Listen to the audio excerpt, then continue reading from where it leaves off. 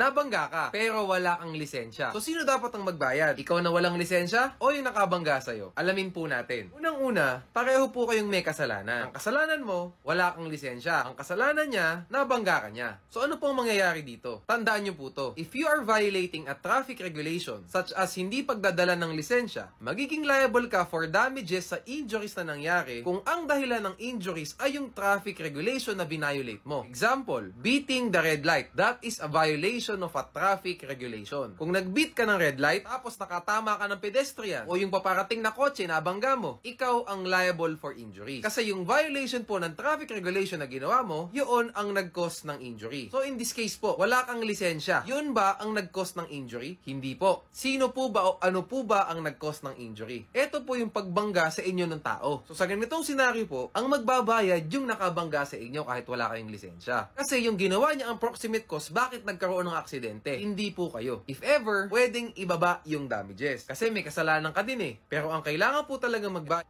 yung nakabangga sa inyo.